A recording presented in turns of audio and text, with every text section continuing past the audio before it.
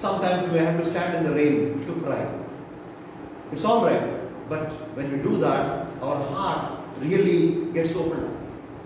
Our emotions give a space for our heart to think. What we thought bad and suppressed all throughout our life may be just coming out when we start crying. And there is a truly crying. It's not true crying. I'm not saying about fake crying. I'm not saying anything negative, but sometimes I feel a little awkward about these kind of things. Sometimes when people pray, in the parishes you must have seen such kind of people. When people start praying, they start crying. Unnecessarily crying. Simply, Lord, people are not able to hear what you are praying first. I have told one lady, please stop crying and start praying. In a village where I was working last 2 years, I worked as a parish priest. The moment this prayer of the faithful starts, the crying will start. And why are you crying unnecessarily? Lord, grant me good health is a good prayer. Don't cry for that also. No? There is something called tearful prayer. Yes, of course, that's also another form of prayer. Especially when you have this contrition, prayer of contrition, prayer asking for forgiveness, etc. We may pour our heart. It's okay. But many times this becomes a kind of an action, a show. No, I'm not speaking about that kind of crying. A real crying. How many of you have cried in the recent past? I don't answer me. Just ask yourself. Many people forgot to cry. Many of us forgot to cry. Just imagine. Some people say, your heart is like stone. Whatever happens, you don't feel anything about it. You don't feel bad about it. You don't feel like crying about it. You don't feel sad about it. When you stop crying, you are not allowing your heart to think. You suppress everything inside, and suddenly one day will come where everything will blast. And at that time, we will be in no place to control our tears. That's what will happen. I remember my father at this time. I don't know whether I shared with you any time. When my mother died, my father was not crying. They lived 54 years in their marriage. And my brother and I were sitting near to her. I was catching her head. My brother was catching her hands. We could see her dying. First experience for me to see the people dying, a person dying. Slowly from the legs onwards, it's becoming cold. The body is becoming cold, and when it came to the throat, everything is over. Just a sight, and she died. And my father was seeing from far. And he said, it is over, come, do the next things. He said that. But I noticed him going inside the room and just wiping his tears like this. Maybe it was taught to him in the beginning, or that's a cultural thing. Crying is bad. He has put all his emotions inside. And even at the time of burial, I felt very emotional. I celebrated the Mass, and during the Thanksgiving, I felt very emotional, started crying, which usually happens for all of us, especially when our own parents die, we cry, But I saw my father not crying at all. Once in a while, he was just taking his kerchief and doing like this. I don't know whether it was real crying or not. Just 3 months after that, he got brain stroke. 3 months after my mother's death, he got brain stroke. And after he got brain stroke, when I was sitting with him and talking, he used to say many things that happened maybe in his married life, She used to do that, she used to do this for me. Even if I came late, she used to wait for me without eating. All these kind of things he used to share with me. This is what happens. We think that crying is bad, and we let our emotions get suppressed. And suddenly something will happen, which we will not have control over. Sisters, crying is not bad for a good reason. Let us cry our hearts when needed. The 10th practice is, ask your heart what it needs. Don't ask your mind what it needs. Don't ask your body what it needs. Ask your heart what it needs. Because our heart is always honest. Heart is always honest. Listen to your heart. Listen to the cravings of your heart. What does your heart want? Many times we get questions in our heart, not in our mind. Our mind gives logical questions and it needs logical answers. But sometimes some questions that come up in our life is just like that, and we may not have answers for that. And look for answers to such kind of questions. Give your heart to feel what you are undergoing and ask some questions. That you ask your heart what it needs. For example, you are tired the whole day teaching in the school. You came back and that day was exceptionally tiresome. Maybe there were too many parents to handle, or too many works to do, or many number of classes that you had to stand and teach, and you were deadly tired. By 5:30 you come back to the community, and 6 o'clock you have your evening prayer. Now your heart tells, no, I am tired, please give me a little rest. How many of us are sincerely able to go tell the superior, I am not coming for prayer today because I am tired? We do two things. One thing is we don't inform and sit in the room.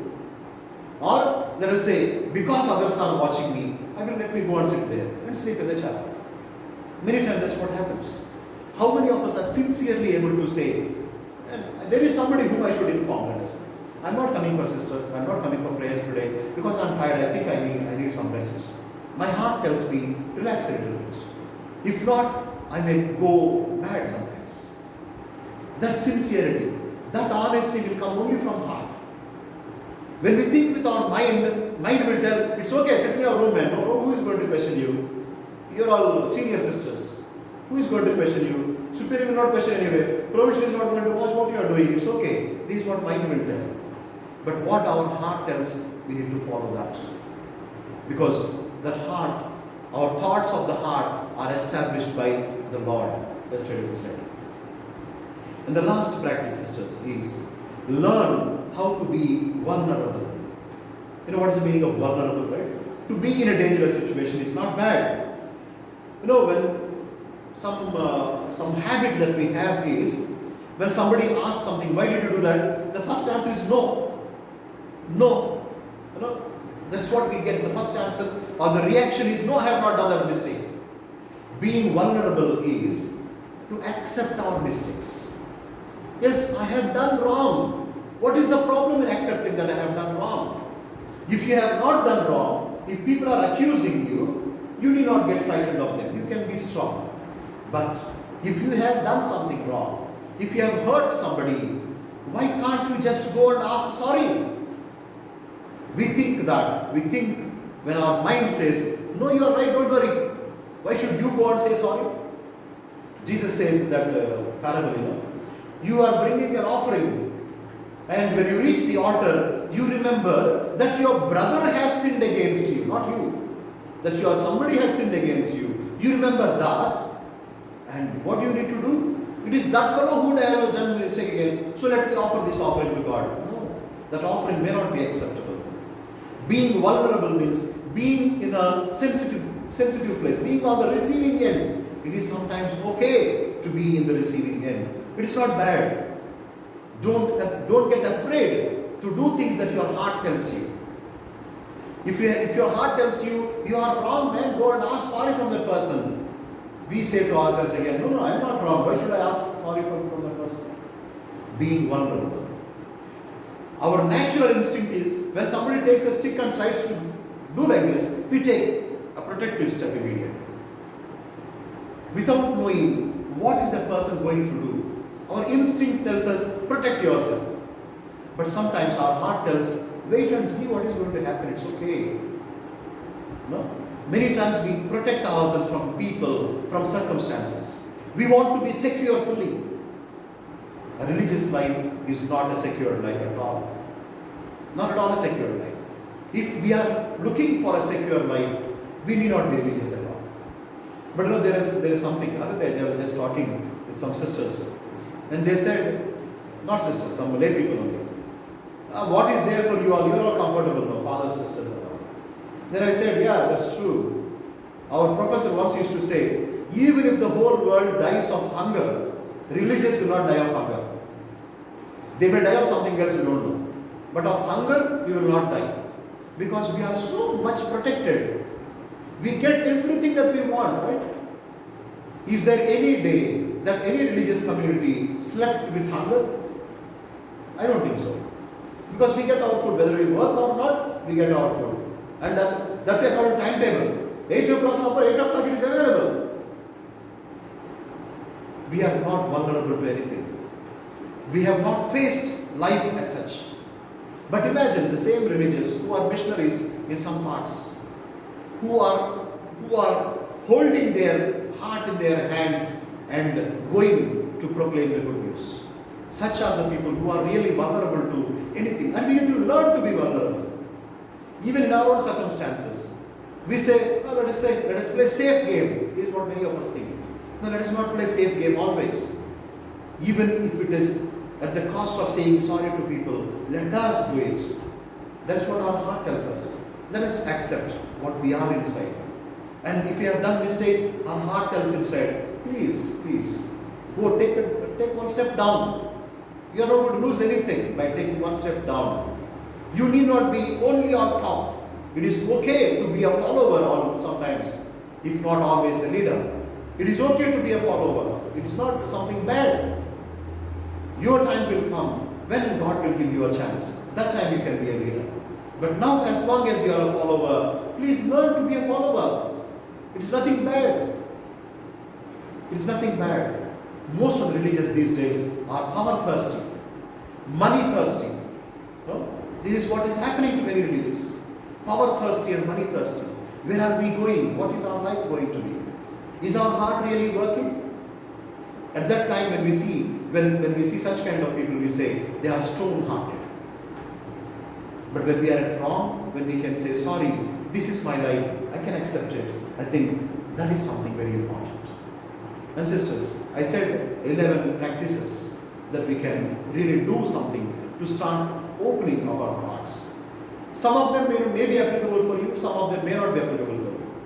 See whatever you can and give a chance to your heart to start thinking. And that is my message to you this afternoon. All 11 may not be applicable for all of us. Some for us, some may not be. You have a thought again to that. Keep your heart in what I said today. And you may add your own practices also. These are not exclusive. These 11 are not exclusive. There may be many other practices. What you find more meaningful. Maybe you must have heard from some people. Maybe you must have read somewhere. If that really helps, keep that practice. Make that practice and let your heart start thinking. And then I think we can really become a full-fledged human beings. And from tomorrow onwards, we will take examples of some biblical persons and see how we can start thinking like them. They become our role models, the biblical persons. That will be from tomorrow onwards.